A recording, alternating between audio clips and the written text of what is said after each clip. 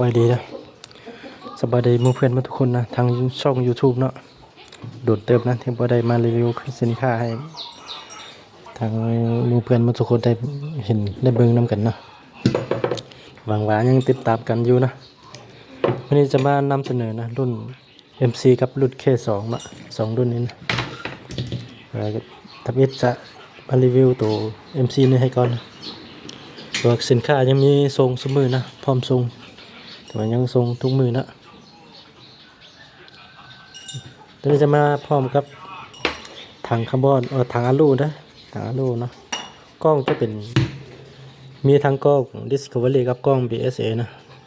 ถังก็จะมีทั้งถังคาร์บอนกับถังอะลูเลยนะแล้วแต่ลูกค้าจะเลือกนะตัวนี้จะเป็นตัววอลเซตพันใหม่ๆ2025เนาะ2025นะชีฟุนติดซื้อได้ยังบ่ทันลองจัดเทื่อเลย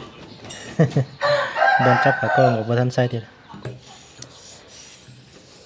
ไม่เลยแบบนี้เลยนะกำเราจะเป็นตัวใหญ่ได้อัดเสียงก็จะเป็นตัวใหญ่แล้วนะตัวองค์ใหม่ๆนี่เป็นตัวใหญ่แล้ว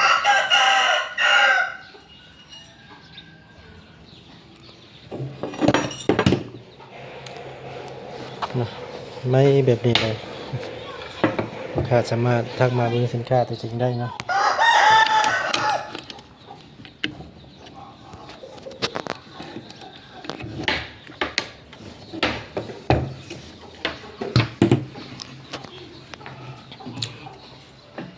เนาะตัวนี้จะเป็นวอลเซตพันนะระยะวางผลแม่นั่น60-70เด้อ60-70เมตรเนาะเราจะเป็นเราที่เค50 cmเนาะกับ12เกี่ยวนะทางห้านเฮามีรับประกันให้นะรับประกันเราให้แต่ว่าถ้ากรณีอาเมียยิงบ่ถือเขาเปลี่ยนเราไม่ให้นะแต่ถ้าลูกค้าเฮ็ดโคตรเฮ็ดเมี่ยงนะคือปันมาว่านะเฮ็ดโคตรเฮ็ดเมี่ยงทางห้านเฮาจะบ่รับผิดชอบให้เนาะจะบ่รับเปลี่ยนคืนให้เนาะแต่ว่าถ้าเอาเมื่อยิงบ่ถือนี่รับเปลี่ยนคืนให้เลยนะ ท่านใดสนใจก็สามารถติดต่อได้นะเบอร์28783585นะ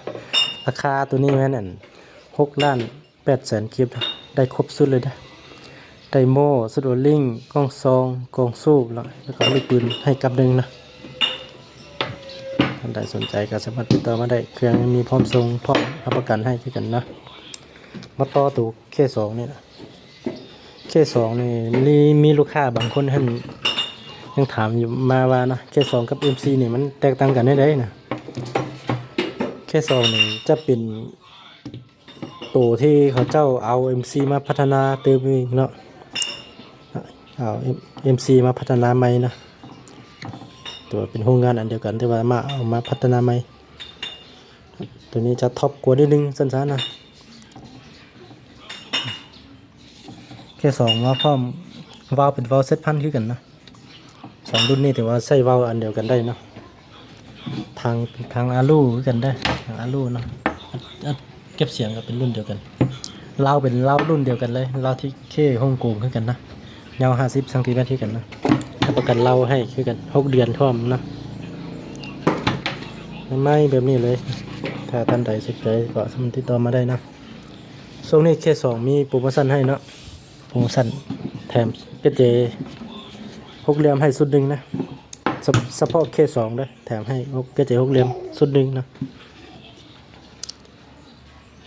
ถ้าท่านใดอยากได้โปรโมชั่นก็ตามมาได้นะราคาแม่น7,800,000 กิฟต์นะแถมเกจ6 เหลี่ยมให้สุดหนึ่งนะถ้าท่านใดสนใจก็สามารถติดต่อมาได้นะเครื่องแต่ว่ายังมีพร้อมส่งอยู่งามๆใหม่ๆเลยก็ที่เขาจะส่งให้ลูกค้าเนี่ยจะตั้งวาล์วแล้วก็สูบลมแล้วก็ตั้งวาล์วให้พร้อมเลยนะจึงส่งให้ได้ไม่แบบนี้เลยถ้าท่านใดสนใจเอาแท้ก็สามารถเบียร์ให้ได้อยู่นะ